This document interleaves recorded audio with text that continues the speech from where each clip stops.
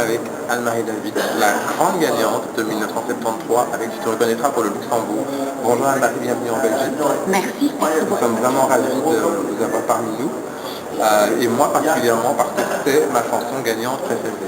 Je ne le dis pas parce que vous êtes là, parce que tous ceux qui me connaissent le sauront, que c'est vraiment voilà, une chanson qui est complètement intemporelle. Je crois que c'est vrai. Je crois qu'elle est, alors qu'elle soit la chanson préférée de tout le monde, c'est pas obligatoire. Oui, non, bien mais qu'elle sûr. soit intemporelle, c'est certain. C'est vrai, c'est aussi bien. Le texte et la musique vont toujours de pair et on se retrouve toujours dedans. La version d'Axel d'ailleurs, voilà, je trouve qu'elle était belle, elle est d'une grande pureté. Réinventée et en même temps tout à fait fidèle à l'original, mais oui, complètement actualisée. Dans les rêves de l'enfance, dans l'élève que le maître a puni, dans la gare où commence la première aventure de la vie, dans celui qui doute, dans celui qui croit, tu verras, tu te reconnaîtras dans cet enfant, parmi ces gens, tout comme toi. Tu verras, tu te reconnaîtras dans cet amour que j'ai pour toi, oui, tu verras, tu te reconnaîtras.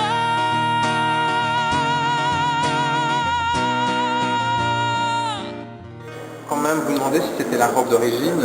Ce n'est pas la robe d'origine, c'est une copie qui avait été faite pour Chantal Calin qui a gagné un concours en Belgique il y a 18 ans. D'accord. Et elle était habillée, elle devait être habillée comme moi pour me ressembler. C'est un concours de ressembler à je sais pas oui, quoi, sosie ou un truc comme ça. Elle a gagné ce concours avec cette robe et en chantant ma chanson. Elle a gardé cette robe dans un placard pendant 18 ans et puis on s'est reconnu un petit peu sur internet parce qu'on m'a dit allez voir ce qu'elle avait fait, donc je suis allée voir. Et là j'étais très étonnée, je dis mais c'est fou, mais c'est vraiment ma robe quoi. Et donc quand j'ai su que je venais ici, je l'ai contactée, je lui ai demandé si elle accepterait éventuellement de me la prêter. Elle m'a dit non, je ne vais pas te la prêter, je te l'offre. Parce que l'original a disparu. Ah, l'original a disparu il y a en 94 ou 15 ou 16, comme ça, voilà. D'accord.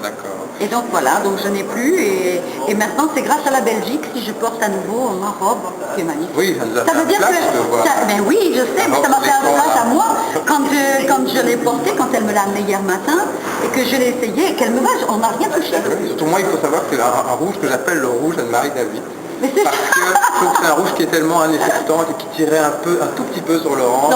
Oui, et donc à chaque fois que je vois quelque chose de cette couleur-là, mes amis ne comprennent pas, sauf quand ce sont des eurofans, mais je dis c'est le rouge Anne-Marie David.